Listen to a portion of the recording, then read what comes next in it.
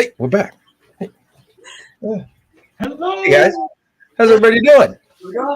Hey, hello. Welcome to another episode of Carvers and Creators, a weekly demonstration and discussion with sculptors, carvers, and multi-talented artists from around the world. If you're a fan of the show and you like what we do, give us a like and a follow on the platform you're watching us on, and let us know in the comments where you're watching us from. My name is Paul Dever. I'm an artist and sculptor from Boston, Massachusetts. And with me, as always, is my co-host, the big fella up there. He's an artist and sculptor from Tucson, Arizona, Matt Harper. Hello. Hi, guys. How's it going? Our Great. guest tonight, our award-winning, world-renowned artist known for their beautiful figurative sculptures and paintings. From Santa Fe, New Mexico, please welcome Kristine and Colin Poole. Again, We got to get that big. We still have to get that big stadium I know. roar going. What are we You know doing? what I mean? Next week. Next week. Yeah, next week. Damn it. Well, thank you for being here, guys. It's an honor. Huge fans of your work, obviously. It's amazing. We're excited. I know it's great to have great artists on, so that I feel like I shouldn't sculpt. I should just look at their work, because it's a little depressing how good you guys are, to be honest. It's that good. But we still promise today will be fun. I mean, we're not the intellectual people. That we don't do galleries and all that crazy stuff you guys do, which we have a million questions about. But so today we promise will just be a fun romp. How's that? Correct. If it's any consolation, I have spent my day responding to people going, yeah, their work is awesome and amazing. Oh my God. So there you go. Huh. Right. Huh. Both of them said that. You talk to my mom? She certainly thinks so. I love it. Nice. So, all right. So you've seen a little bit of the show. If you haven't seen certain parts of it, what we like to do is we like to go back and see what we did last week, because obviously we can't finish in the short amount of time that we do have you guys. So our carving last week, our choice was, I believe, was robust voodoo character. A voodoo character. Yeah. Which is a very strange thing. Yeah. Matt, I love the what would you call them? Embellishments? Is that what that is? Yeah, I guess. Again, one of the things that we when we do the wheel, which you guys will get introduced to in a minute, we take a whole lot of anxiety and just crank it all the way up to 1 million. And one of the things that's pretty interesting is we don't use any reference right out of the gate. So top of my head, robust voodoo was one of those voodoo priests. And when you're dealing with something that's just two colors, or one color really, like a pumpkin, I would struggle with trying to make like that skull face on him. So I looked up a whole bunch of things later, and anyway, this is what I came up with: is a guy smoking a cigar who's a voodoo guy, but not my favorite. The things that you added on, like especially the hat and the little skulls and bats, that's what you're gonna have to tell me how you did that, because you cut all those out by hand.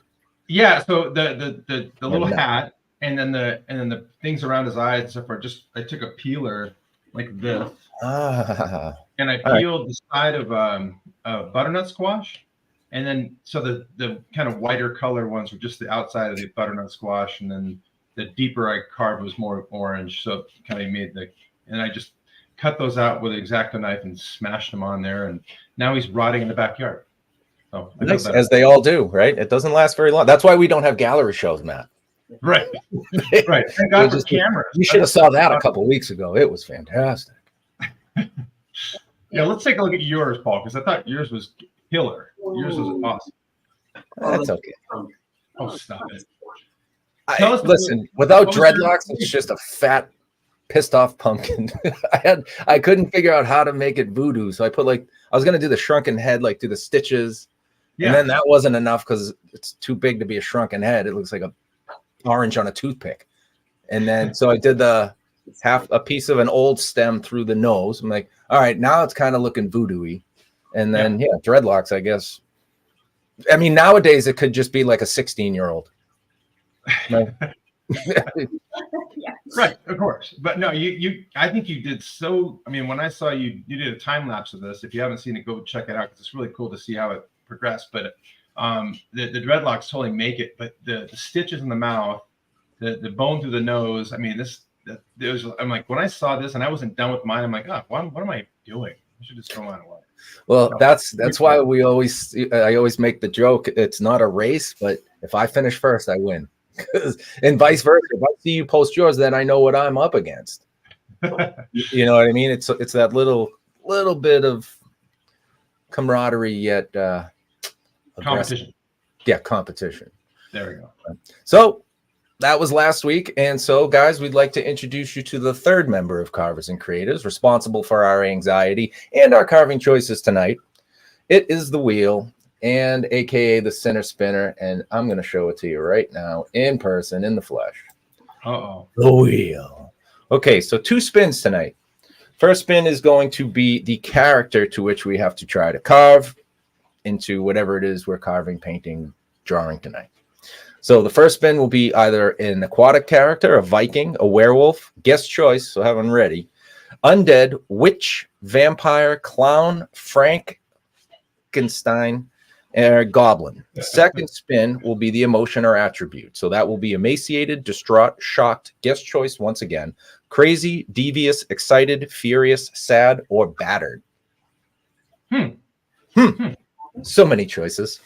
Yet it always lands on the 1, 2 things that I really don't want to do. Okay, are we ready? We're ready. Bring it on. Here we go. Spin number 1 is a witch. Of course, it would be a witch on a round pumpkin. Okay. Good times. Okay. And our witch is going to be.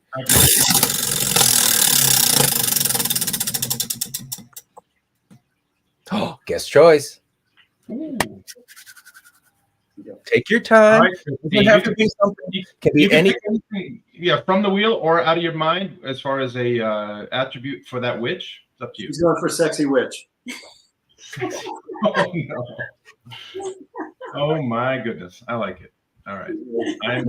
When I picked this pumpkin out, first thing I thought is that is a sexy witch. Which is actually what I thought about already. So I'm kind of already done. One of our buddies just said, "Please, Viking," and I know that's what you guys were hoping as well. So it'll be on the wheel for a while. It will. We'll get back there. I promise. Well, we could do a Viking. It could be a sexy witch Viking. Yeah, sexy witch Viking. I like that. You know, I'm going to put that into the chat. It's going to be a sexy Viking witch. You put Viking in that chat in a flat Arizona and retype it for you. I only get this thing. Oh, sexy witch. Hey, now. So it actually has to look female. Because a witch can just be a witch. Okay. I'm putting this into the chat here. Today's subject. Okay, so I'm putting this into the chat, and now we have It is committed. Oh my God! All right. Well, I can't think of a better reason to have a drink. So usually we like to go around the horn and see what everybody will be drinking this evening. Matt and I like to call it our carving oil to get our imagination going, lube up the joints. So, Maddie, what are you drinking tonight? What's your beverage of choice? I found a actual pumpkin ale. I mean, now they're pretty prevalent, but mine is it's called Howling Gourds Pumpkin Ale. I don't know. I mean, I'm rolling the dice. I only bought 1 can because I didn't know if it'd be any good. So looks like Ben and Jerry's. Kind of. Let's see if it tastes like that. It's 7% alcohol, so. Oh, who knows? Eddie. Who knows? All right. Kristine and Colin, you need a minute to get your stuff together? It looks like you had something going right there. Oh, boy. I have this stuff, which is a yummy sparkling apple grape, but it's apparently real, and you can't just like twist the top. So he went to fix it. Oh, whoa. We need tools. We have the wrong tools. We thought if we were going to stay with you guys, we had to celebrate with a little bubbly, sparkly stuff. Oh, I love it. Okay. Going. Yeah. That's so lovely. It's got a beautiful hue to it. Yeah. How's the bouquet? It's fruity, surprisingly. Maybe a little appley. Cheers. Cheers. Well, let's get Paul's too. What do you got, Paul? I'm not drinking anything special tonight. I'm just going with a wicked easy. That's what. It's a wicked easy kind of day. All right, let's cheers, everybody. Cheers to our creations, our sexy witches. Witch drink, isn't it? Doesn't that look interesting? Oh yeah, here. Clink. There we go. There we go. That's better. Cool cut, Paul. Wow. Oh, you like that? You like the glass? Yeah. Yeah, very nice. Yeah. That was a little heady there. How's that thing? Yeah, I poured it too fast. Not the brightest bulb on the tree. I just can't drink beer out of a can anymore. I've become a snob. All right, so let's get right into it, Maddie. We have so much to see. I mean, honestly, guys, let's start at the beginning. Both of you were accomplished artists before you even met, like really accomplished artists. So, Kristine, tell us how you started in this field, and then we'll get to Colin. And then I want to know how the two of you got together and became this juggernaut of a carving team, a sculpting team. Juggernaut, I like it. And we're carvers now. Oh. In our world, that's all there is. So, you know. Well, I've all heard of soccer moms. I had an art mom. She was a mail carrier by profession, but she was a hobbyist artist, and she took commissions and was always doing something cool, and would let me stay home from school to draw with her. Oh, wow. My first sculpture that I can recall was when I was 9. I made a little nativity scene for my teacher. Maybe I need an extra credit in the class or something. But I've been doing art ever since. Did it all through, and I was lucky at the school that I went to. We had sculpture and ceramics and jewelry making, and it was really pretty spectacular throughout middle school and high school. And I went to college and had some advice from a well-intentioned guidance counselor who said if I was going to go into art, I should probably have a backup plan, which is something I've heard, right? And so I took an education course my first semester, but one of my suite mates was in this class called Physical Aspects of Visual Arts, where they would get, like typing paper and glue and have to build a bridge that supported 22 pounds or something. And I was doing the projects for myself in my room because I was like, oh my God, this class is amazing. Yeah. And next this one where they had to design a container for an egg that they all got to climb to the top of the 5th floor of the Fine Arts building and launch it. Oh yeah. Oh my God. And so I signed up for that class the next semester and a drawing class. And that was it. I was done. I took a clay class the next semester, and I went into the studio, and it's like, I know the smell. I love the feel. Like, this is my home. And how far into college were you at that point? I mean, were you already a couple years in, or was it just like the second semester? Oh wow, okay, good. That was fast. Yeah, I was like, I'll take this one class and get it out of my system, and then I'll be a responsible human for the rest of my life. All that, the thing that came from that was doesn't need a backup plan. And we talk about that a lot, that if you're passionate about something, it's going to be a roller coaster ride. It's going to be a lot of ups and downs, but you're going to find a way to make it work. And sometimes you have to do a little bit of scrambling to, figure out how you pay the bills and all of that.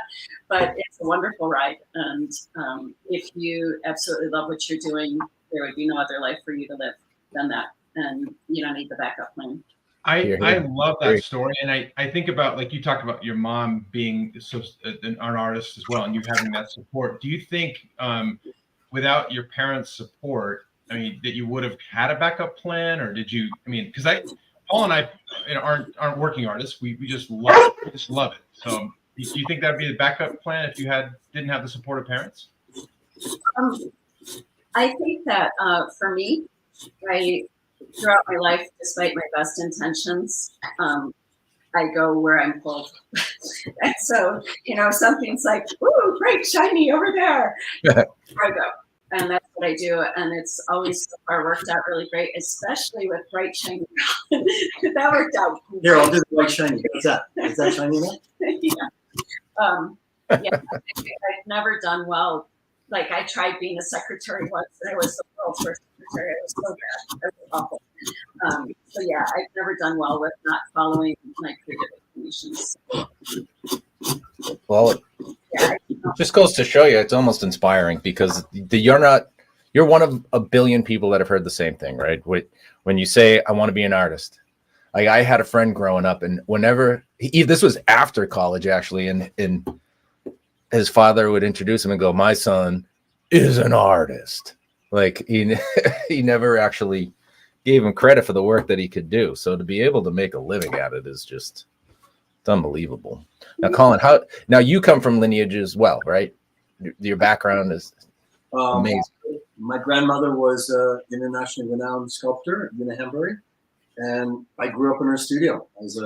My earliest memories are creating in her studio. I've never done anything else. It's my whole world. It's one track. That's all I've done. That's all you need, to be honest. I mean, would you consider yourself a studio rat? Like there's gym rats, right? Would you be a studio rat?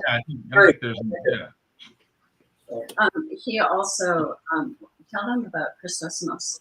When I was about 5, my grandmother, who was my mentor and hero, and she was this wonderful human.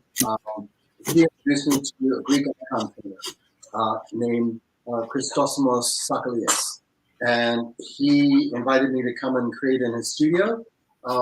And for on and off the rest of his life, whenever I had the chance, I'd come and do my thing in the studio, and he'd teach me or tell me the Greek myths. And he's a wonderful storyteller, and that has influenced me greatly.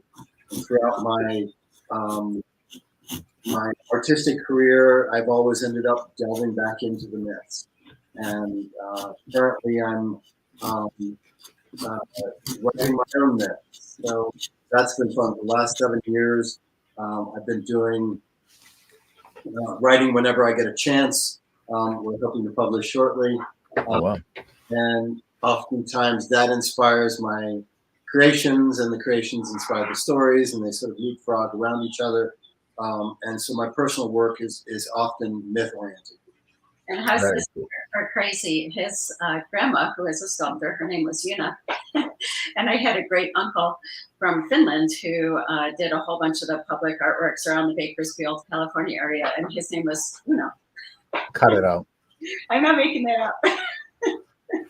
So I guess that leads me into my next question is, how did the two of you get together and just combine the talent? Because it's just overload of sculptural talent. It is. It's embarrassing. It's crazy. It's intimidating to be around. It's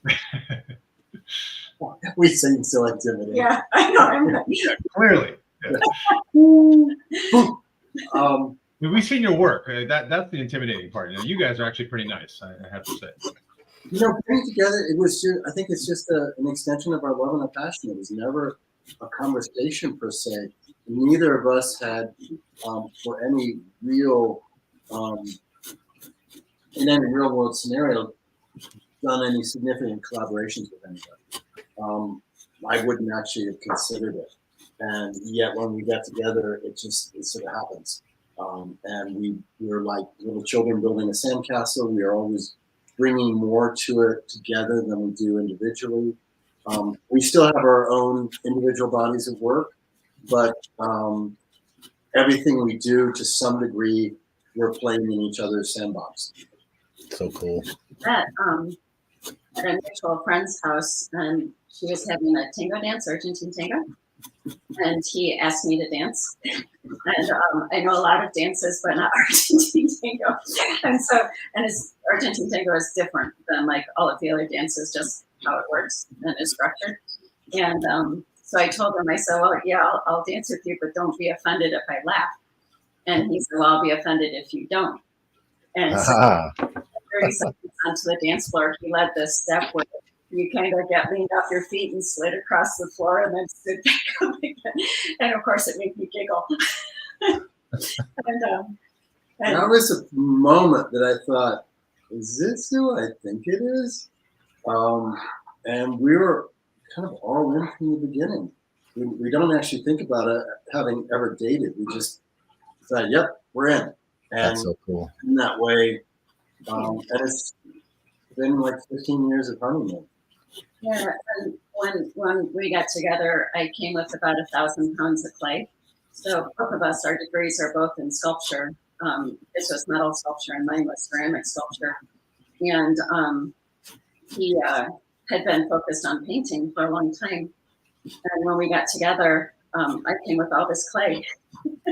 And one day I was out of the studio and I came home and he was making this, sorry, my little sexy witch is like lounging. Mine's actually lounging too, kind of. She's like, oh. Although she kind of right. But yeah. Okay, you gotta work on that. So he had built this thing with this big arching neck, like this little skinny arching neck, a giraffe neck with a beautiful arch, and this big giraffe head like this. And I came home and he's like trying to attach it to the thing. And I was like, I don't think, he's like, can you help me with this? And I was like, I don't think Clay wants to do that, honestly. But we found out that indeed it does. And so I helped him attach the thing, and we learned a lot about external bracing of things and to support the weight of the clay. And our first collaborations were doing animal-headed people, which Colin had been doing in painting for decades. And it was really simple. We didn't talk about it. It just was something that we started doing. Yeah. So cool. And it often ends up with, she goes for a walk with the dog and comes back and is all perked up and goes, what if? And, whole life is built on what if. That's a great question. When you say that, is this from an inspiration standpoint? I mean, I look at some of the stuff and it's absolutely fantastical. Like when it comes to like how you meld things together, the positions of the bodies, the movement. I mean, where does like this inspiration kind of come from? I think inspiration comes from everywhere. Myself, I get asked that question before. I'm inspired by words. So, I'll see a word on the computer and be like, I don't know what passive means. I'll look that up. And, I find it very inspirational. A lot of my work that I do myself has to do with language and things that we say and being accountable for the actual words that come out of your mouth. And so I find a lot of inspiration with that. Colin mentioned this already. I find inspiration going walking in nature and just letting my brain, I think it's curiosity. I'm curious about everything. So if you're a brain surgeon, I want to hear about what you do. I want to hear about how you think. If you're a scientist, I want to know that. And I find that all of those things kind of cogitate up there and reassemble into, that'd be interesting. We did that. This particular piece was for a beautiful bizarre period show at Modern Eden in San Francisco. And the show theme was Midnight Garden. And so we were already thinking of, when we got something like that, we both kind of go our own way and think about the theme and ask, do you have anything immediately come to mind? And if yes, then we talk about that and see if we can build our sand castle in the direction. I believe this one, there was a model pose of one of our models, and our dog had come at a photo shoot, and she was kind of hugging, like leaning down and hugging the dog. And it was unplanned, and so of course beautiful. And I saw that, and I thought, well, that would be interesting to have something that had the model with some kind of an animal. And then I think Colin took it from there. And we were thinking about what kind of animal heads we might put on it. And we were thinking, still running along with the theme of the Midnight Garden theme. So the owl was an easy one. Nocturnal, yeah, absolutely. So beautiful. It's outstanding. And on pieces like that, I think we are often our roles change back and forth as far as what we do. The previous piece on the screen, the Midnight Garden one, we called Awaken the Night, and Kristine did the figure, and then I came in with the critter on the back, which I don't know what the critter was, but it was just a critter, and then I'm not sure which of us did the wings, and I think I may have started the head, and then she finished the head. Okay. One of us did the head. I love that, because you tag team it and just attack it together. That's perfect. I don't think either of us have like given roles where we go, okay, you do this, and I'm really good at earlobes. I get to do earlobes. And I think that there's something really freeing about knowing. So first of all, you have to really trust the other person's aesthetic and their skill set. But there's something very freeing about if you're struggling with a certain section of a piece, literally being okay pushing it across the table and saying, "Here, you deal with it." Yeah, right. Sometimes that's you're sick to death of it, and you're just thinking, okay, I don't know where to go. I'm gonna hand it off to her. She'll make it brilliant. Yeah, and oftentimes when I'm working on a piece and I hand it to him, and he'll say, "Well, I'm thinking of blah, blah, blah." Oftentimes I'm like, "Oh, cool, that'll be great." But sometimes I'm like, "Wow, right. No idea." But invariably, if I just trust him and trust the process, it ends up coming out better than the direction I was heading anyway. Well, great minds think alike, right? In a way. So if you trust each other, then you know it's going to come out pretty close to what you were imagining, or if not better, right? Yeah, Matt, we should try that. Yeah, well, I walk away from mine, and we can't walk away for very long because they rot. But when we walk away and come back, you come back with a fresh set of eyes. What you're describing is you have not only a fresh set of eyes, but you've got another, passionate person who you trust, who can just pick up and run with it. That's like an extra layer of that's not fair. Hang on, I think that's fair. Think of it like having 4 hands at our disposal and 2 skill sets and 2 minds. And we're literally on these kinds of things at some phase or another. He's working on one side and we're doing it. And you're just working on whatever it is that you see on the piece. And we literally just turn it every 20 seconds or so. So it's less common for us to be side by side. We're usually on the opposite side of it, working as we go around. Interesting. It's unbelievable. Now, this one we had the honor of seeing in person. This is bronze. That is bronze. And that is heavy.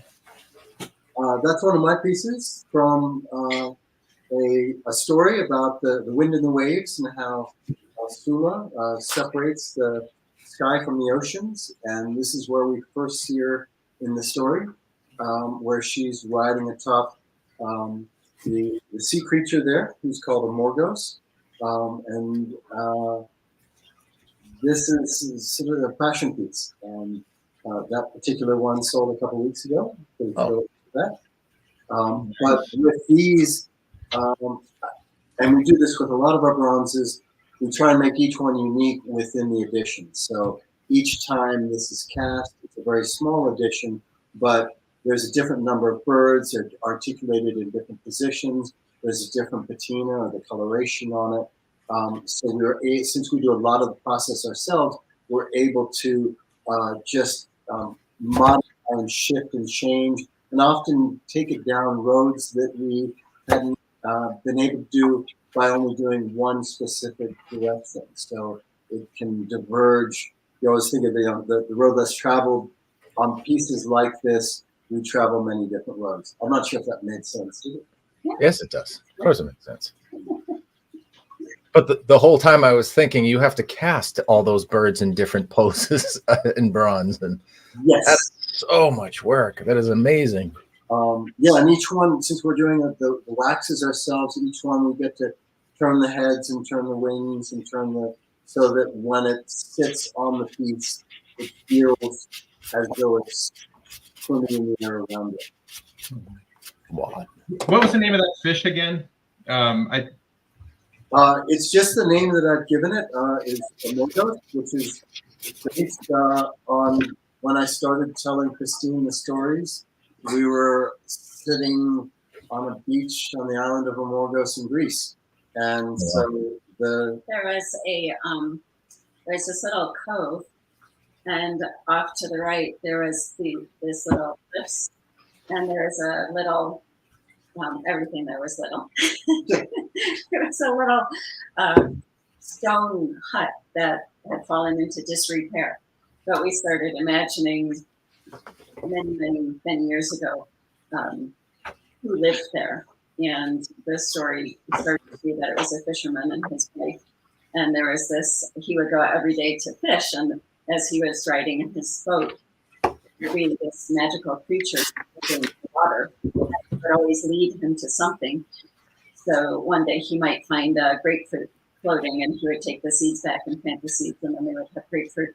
And the fisherman never, I don't believe, ever caught any fish. No. He's not a very good fisherman. Well, but Amorgos was protecting the fish in his domain, I think. I think the Amorgos, that particular character, has come up again and again in the stories to try and lead somebody on their path. Yeah, like a guide between the beasts. It reminds me of the fish you see on like on old maps, like from the what I mean? And it like always had that look to it from the minute I saw it. I was like, oh my, and that makes sense now that it guides you because it's on those old maps. Thanks. I always love those the Grecian and Roman dolphins, which look nothing like any dolphin that's ever existed, but charming. There's some part dog, part dolphin, dog with fins. It's really cool what you just said though about it bringing to mind those old maps and the dolphin type things on there, and that it does make kind of this really nice circle of that it does guide you like a map. Which that was really, I've never heard somebody say that before. Bravo. That was well done. Yeah, just make sure I get credit somehow. I don't know, somewhere. Yeah, she just gave you credit. When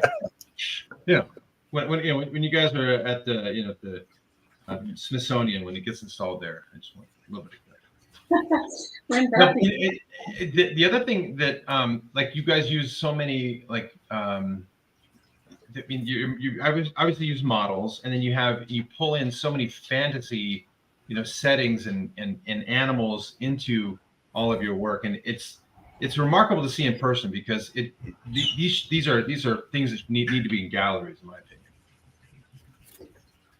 That's another one from the stories, and that is there are two of those. There's Dawn and Dusk, and that's Dawn, and she has a twin sister, Dusk, and I just finished writing the story about them.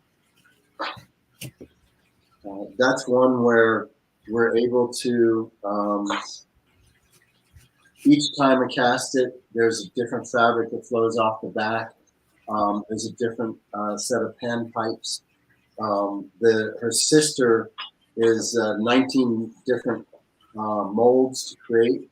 Also has literally, there's something over 7,000 variations that will never actually happen. How many? Over 7,000. But the edition's quite small, so those will never actually happen.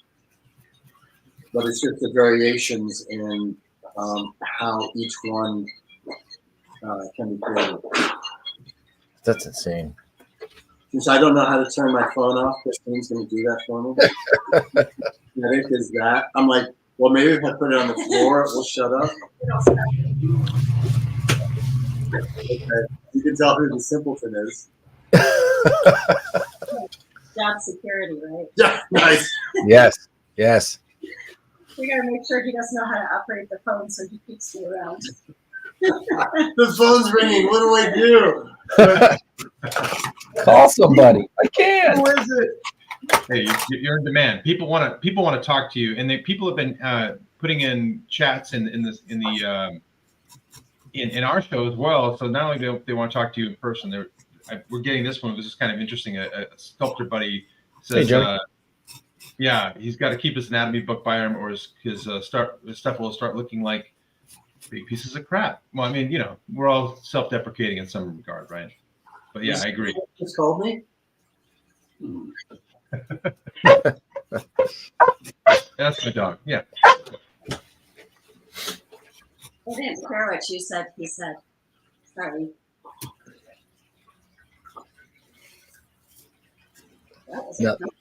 Now, how large is this piece?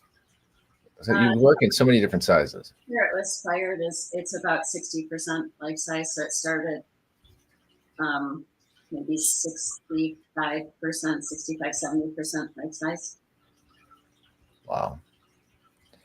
Do you now? I'm sure the answer is going to be you don't think about it, but when you go into a piece, do you strategize on size, like when you're trying to yes conceptualize?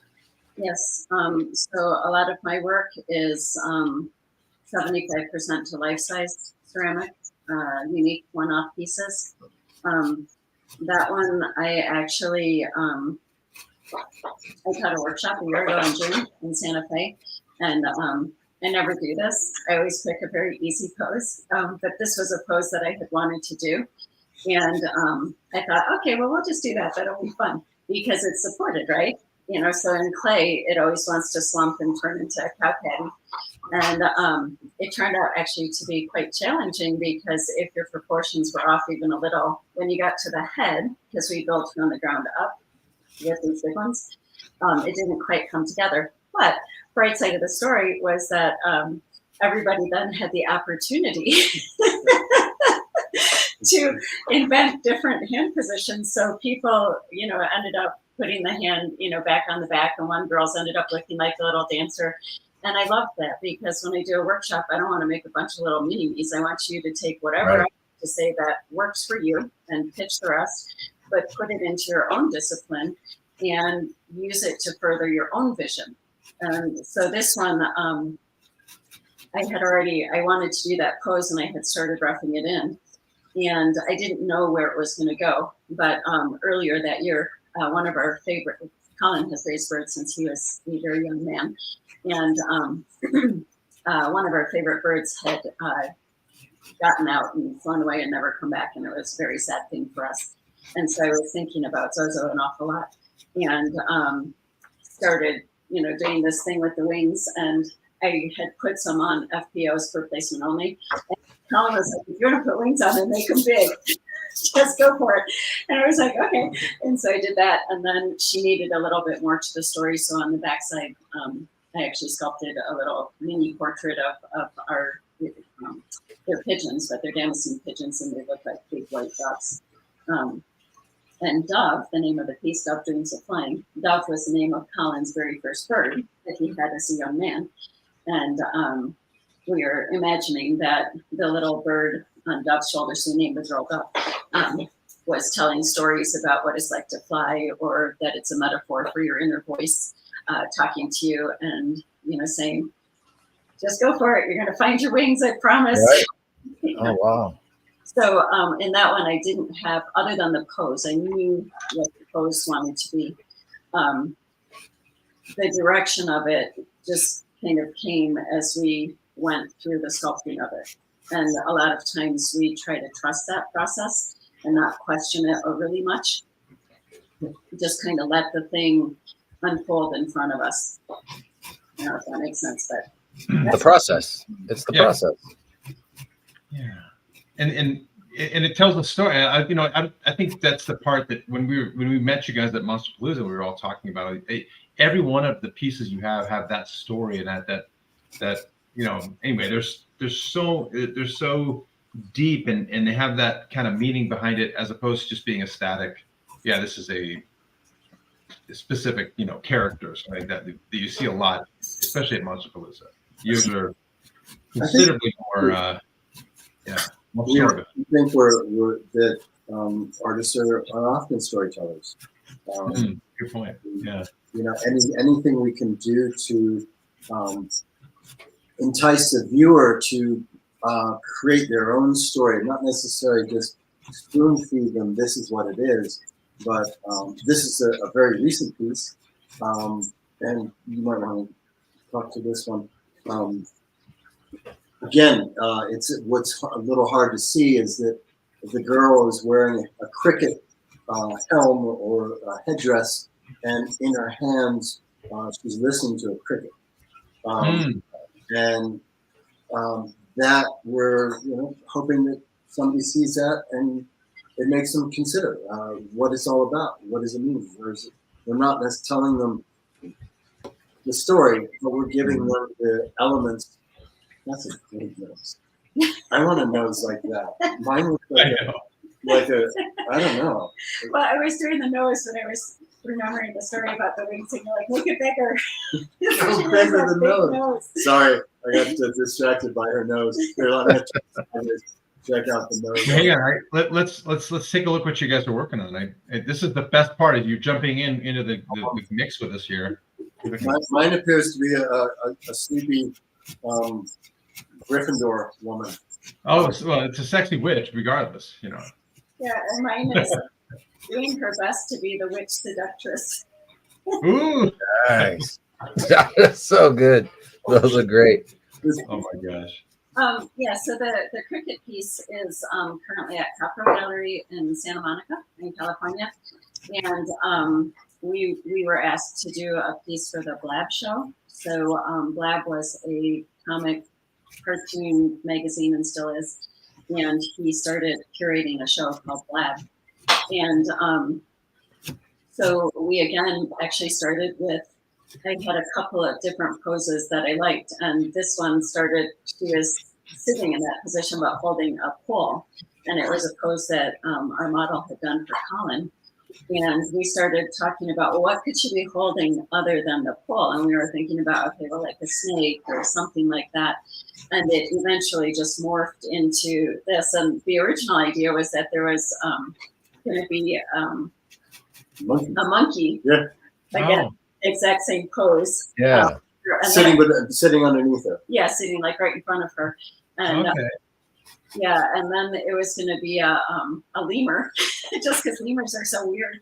But then it kind of turned into this cricket theme, and we knew that we wanted her to be kind of listening to that story, I love it. what the story that the cricket might be telling her. And Colin came in and sculpted an initial Ruffton cricket helm, and we liked that, and then just kind of kept refining that. And the fun part about that was the cricket, you can't, like, I don't think I could sculpt a cricket this big out of ceramic clay. And so I got to make it out of green stuff, which is this two-part epoxy stuff that I've not really ever worked with before for sculpting. And that was really fun. It was challenging because it was really sticky and weird at the start, but then as it sets up, you can really get some refined details, and then you can drill it and put the little wire legs in there. And that part of it I really grooved on because I was like, cool, new material. I think that's one of the exciting things about, well, any art form is that the more skill sets you add to your abilities, the more you're able to render your vision in, I don't even know where to go at the end of the sentence. Yeah. Well, the thing is that if either of us have an idea, I want to suspend a life-size ceramic figure and have 400 flowers coming down from it to the floor. Between the two of us, and my mom, flowers, we want to have the skills that we're not limited to say, wouldn't that be great? Right. We want to be able to say, okay, I think we could do this and do that, and we could learn how to, so the more skills you have in your palette, the more that you're unrestricted, anything you can think of.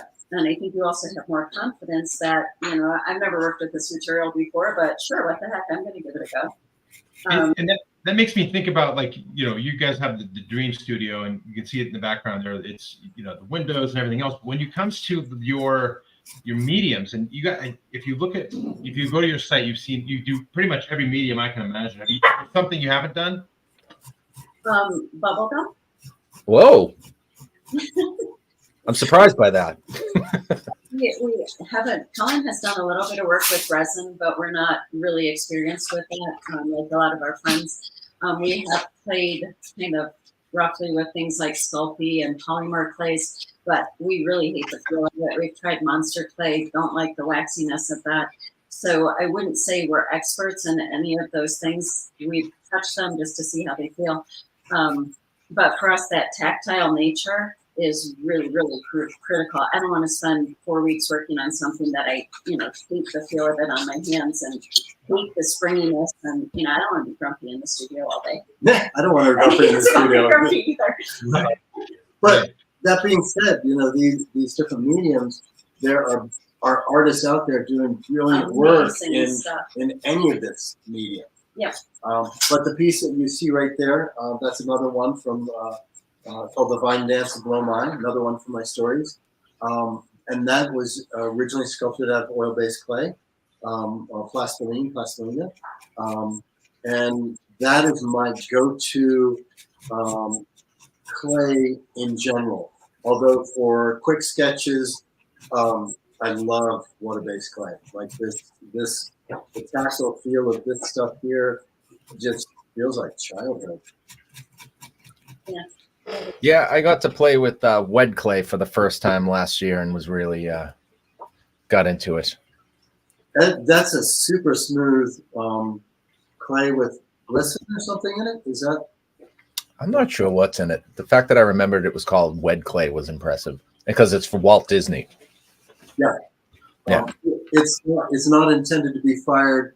It has a right. long working time, but I don't think you can dry it terribly effectively. I'm not sure about that. I got it to dry out, so mission accomplished. I had to go back and fix the cracks because I let it sit for so long. If you keep it covered, I think it's got a pretty good shelf life to give yourself time to finish the process. This one, the one that's up on the screen, is a collaboration, and this is one where I worked on the lower figure. You can recognize the face, and worked on the upper figure, and it wasn't until it was quite far along that they became one piece. Oh, really? Yeah, we were both working on our pieces separately, and just trying them for fit by kind of holding them in place. But yeah, that would have been harder. It was easier to sculpt her sitting just on a clump of clay with the external supports than trying to be working on her legs sticking out like that while Colin was doing the fellow underneath. And we want on that particular one, it's hard to see from a single angle. The obvious weight attachment point would be where the hands are on the head, but actually she's supported by the curl of fabric that goes behind the back. Yeah. Oh, I love that. I love that. She's barely touching the head from some angles.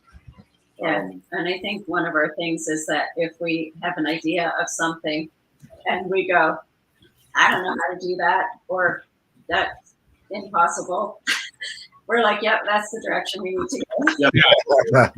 Yeah. Yes. We're going to learn something really cool. Even if we fall on our face, we're going to learn something really cool. And we do fall on our face. All the time. We're good at that.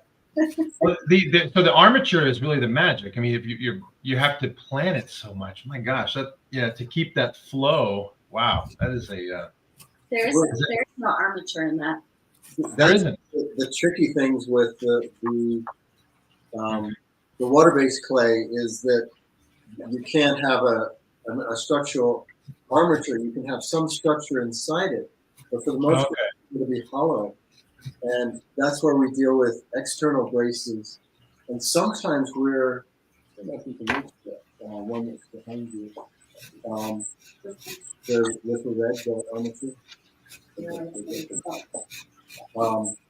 This is one that we rarely use this. Usually we just have, so this is one where we sometimes will stick this into a sculpture to hold the weight of the clay. It's just, I just welded some nails and they're just covered in tape so they don't rust. And that will be stuck into like a hip or something on a taller people piece to suspend it. And oftentimes, like in the piece that you saw there, we're carving out more of it as we go and leaning it down. So there are structural pieces, which can just be a clump of clay that sticks on the side, right, and is separated by a little piece of plastic, and that's often how we're keeping it. But there is no armature per se. Wow. Okay. Yeah. My mind is blown again. I mean that it just. I always picture those to be completely full. I mean we deal the only structure we have inside this is seeds and a little bit of air. I think it's kind of what we deal with, but it's just magical to me. The clay Colin is working with is Clay Planet's smooth sculpture, and so it is a sculpture clay, but it's by the name, quite smooth, not a lot of sand or grog in it. And so it doesn't have the same kind of strength to stand up. I'm working with this Laguna Clay's buff sculpture body, and it's got a lot of sand and grog in it. And so, you know, like at this point, I can take the little thing out and her arm will stay there. It'll stay there overnight, but it'll stay there for a few moments. And that's going to influence what the shape of the thing is. If I have this thing here, you can see very quickly it starts to sag, whereas hers would be able to support that. Okay. So mine end up looking slumped by their nature. And I don't know if you guys saw it, but we had a nice comment here. Love the sculpture Leapfrog so much we purchased it last year. Yeah. Oh, that would be lovely. She lives in Albuquerque. She already has a home. But thank you for asking. Yeah, that's very sweet. We appreciate the interest. And they said he did purchase it. We did purchase it last year. Dawn, is it Layson? Am I saying that correctly? There we go. Yeah. Yes, I'm Lisa. Sorry, I shouldn't say that on Sorry. It's okay. It's written down. It's all right. Oh no, we're good. Yeah, hi. I didn't know that you guys were watching the thing, but yes. Of course, you guys got fans everywhere. Yeah, we had that piece up at Sculpture in the Park, and they had walked around the whole thing, and that was the piece that they kept coming back to, and I love it. And I love that I took it up to Colorado, and it came back home to New Mexico, and it lives only 1 hour away from me. So we can visit. You can go visit anytime you want. I like it. Yeah. It's one of my favorites, I'd say, definitely. Just the whole, there's so much to look at in it, and that's the beauty of it. And then I know, and then we don't have a whole lot of time, but there's certainly some of these other pieces that, I mean, obviously painting, but this stuff is mind-boggling because to me, Paul and I just like stare at these. I stare at it for the artwork. I don't know what Matt stares at it for. I like the arms. I like extra arms. Oh, is that what it is? It's my thing. Okay, good. So make that.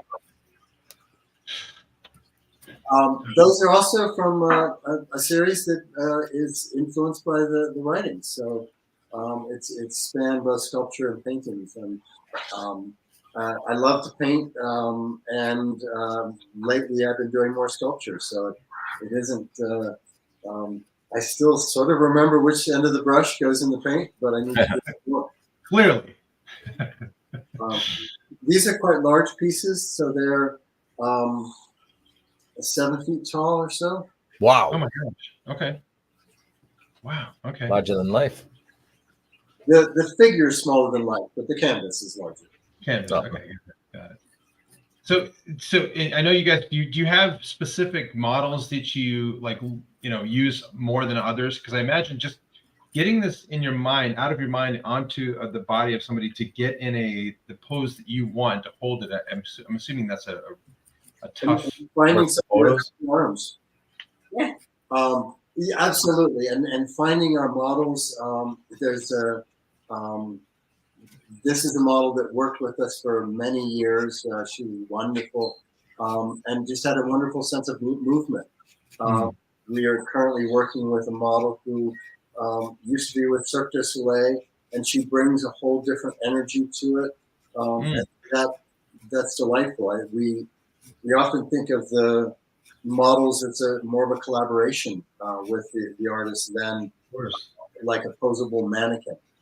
Sure. They play a very big part in making a sculpture successful. But you are right that we work with a lot of different models. Each person brings something different. So this is actually the one that you see right there is the model from Cirque du Soleil. Yeah. Oh wow! Very cool. I must have known that. I don't know. Serendipity. Yeah. That's the twin piece to the. This is Dusk. The twin that you put up earlier was Dawn. Okay, beautiful. And this is bronze. That's bronze, and that's the one that I mentioned has 19 different pieces, 19 different molds to create that piece. Although it seems quite similar, and this particular piece found a home with a collector a week and a half ago, and I'm casting the next one, which has a different set of pipes. That this one, the top pipe is a whippoorwill, and the next one, the top pipe is a fox. And again, different fabric. You can't quite see the fabric that flows off her shoulder, but different fabric that comes back, so that each one has its own unique feeling through it, which is something that pleases me. Again, walk down paths that you didn't get to walk down the first time. I get to do it the next time. So cool. It's amazing. So impressive.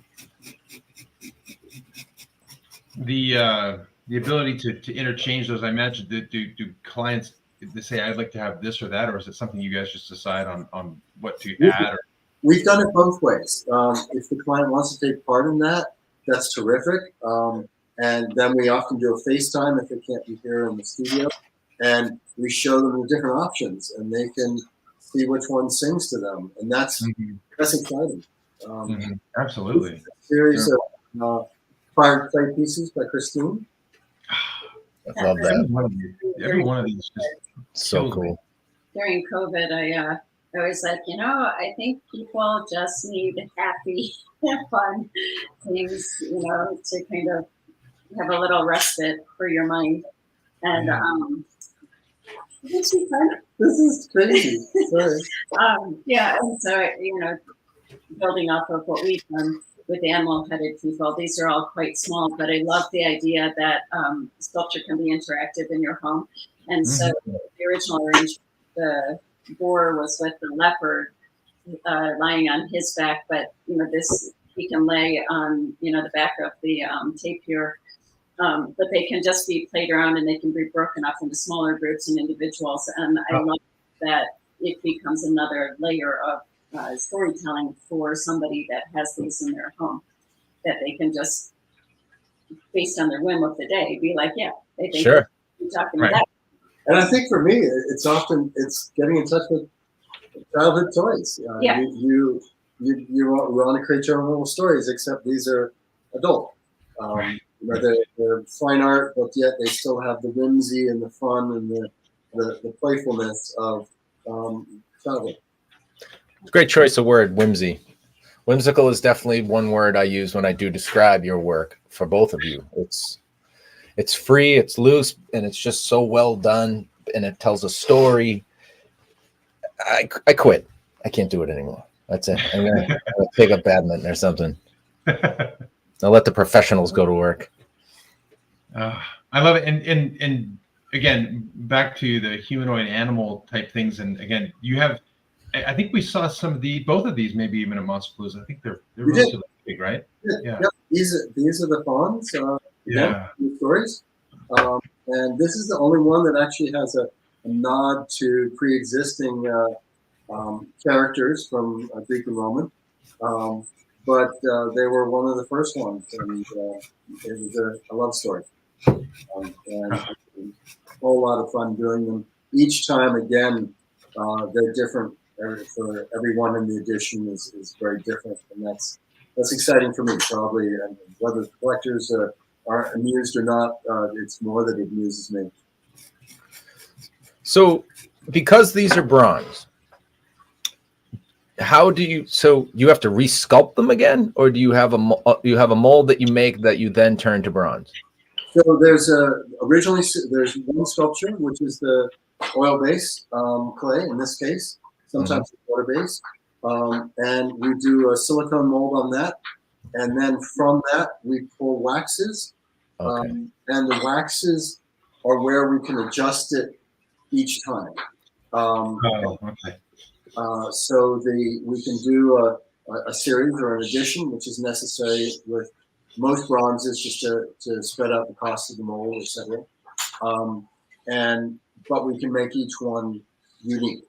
And then the patina, which is a torture-fried traditional patina, also gives it a unique feeling each time. So they have a different coloration, but we're using the same chemicals. You do at some level have to resculpt it each time, because when it comes out of the first mold and you have the wax, you have to resculpt all the seams, and there are some imperfections. Oh, you know, sure. make many alterations, we do that. And then when we get it back from the foundry, it needs to get welded back together. And so we have to resculpt all the areas where there are welds and, again, places where there might be porosity and other defects. So in a way, you are resculpting sections of the sculpture every single time. Oh, okay. It's from the same mold. And so it will always look generally like that unless we alter it in the wax. Wow. Right. So it's a unique piece almost every single time. Wow.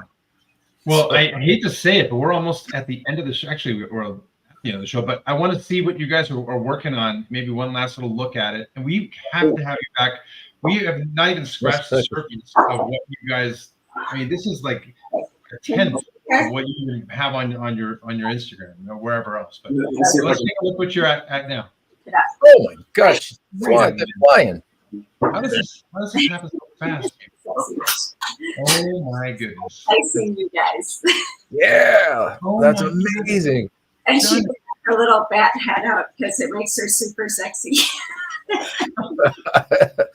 I am like blown away. That was so fast. We've been here an hour. What the heck? So fast. That's unbelievable. So well done. You're like, please. I want to take credit for her one. She's so hot. Smaller, and she's got, I don't know if you can see that, she's got a little pot of gruel and things curling out of there. A little cauldron. Oh my God. Yeah. Her hat is fake. So your turn. Show us what you did. Yeah, I can't. I'm gonna throw over to Paul. Now we spent time blocking right here. I gotta get a cue first. I literally spent near about an hour putting a nose onto it. So Oh, it's a good nose. That's a good nose. I like the nose. it's a witch nose, but it's got to be. Noses. It's gonna be Paul. That's gonna be like the absolute, like, you made the best use of a round pumpkin right out of the gate. I think the only way I'm going to be able to make her sexy is by putting like nylons on her. I don't know, like lingerie. I don't have any clue how to make a beach ball sexy. Oh, she's going to have some eyelashes. She's going to have all the accoutrements of a sexy pumpkin witch. Trust me. I have no idea. Just like you guys said, I have no idea how I'm going to get there. I just know by next week I got to get there. So I'll figure it out. Mine, I was trying to make it through all of your amazing slides and then deal with a dog who needs to be just put down after today's show. But he's outside. Thank God. So mine is very early blocking, but I wanted to do a witch that's kind of like on the side. You get hard to say now, but she's gonna have like one of those witch wraps on her head, but then I'm gonna have like her kind of like blowing a little kiss and a wink, something like that, trying to be extra sexy. I like the wink. That's gonna be great. It's so early though; it's like hard to even show people, but it's part of the magic, I guess, right? Little puckery, wrinkled lips. Yeah, she's gonna have that little. Well, there's one idea off the table. I can't copy him. Now I have another idea, but that's why I was going slow. I got to get at least some sort of light and shadow to see where I got to find the underlying skeletal structure so that I can at least sell it as halfway decent. Right. There's that. Well, this is where you can find Kristine and Colin Poole. And I suggest just do what Paul and I do and just troll it and sit there for hours and just be block off a couple hours. Take all the time in the world. And Kristine, I know you actually, one of the things I watched the video of you getting your, I think it was college at Northern Michigan, your Distinguished Award, which was amazing to watch. But you can hear the passion in your voice at that acceptance speech. But do those kind of things. Go on their site, watch all their stuff, be blown away like we are. But we just couldn't be more honored that you came and hung out with us today. This was a lot of fun. We're thrilled to be part of it. And as soon as you mentioned it back at Monsterpalooza, we were all in. So it's nice to make this happen. Thanks for letting us play with the clay instead of pumpkins. Yeah. Common misconception. We just want everybody to have fun with the wheel. Yeah. We're the only ones that really want that kind of anxiety. I do not function now. Yeah, and this is where you can find us. We're always on all the little, what do you call those, Paul? The social medias on the internets. Yeah, all that good stuff. Every week we're here. We're interviewing and talking to amazing people like you guys. And again, couldn't thank you enough for jumping on with us today. And we'll be back next Thursday with another fun show. And Paul, anything else? I just want to say thank you guys again for joining us. Again, when we met in California, it was just an honor to meet you guys, and to sit and hang out and actually do some sculpting is just one level above that. So we'd love to have you back eventually again. And hopefully you finish those little guys. I'd love to see them finished. Well, it's a total yes from us. Anytime, we'd love to be part of it. Awesome. Appreciate it. Yeah. Well, all right, guys. From Paul and I, we have a great night, and thanks again. Thanks, Pools. You too. Talk to you soon. Pleasure. Bye-bye. We'll see you next week. Okay.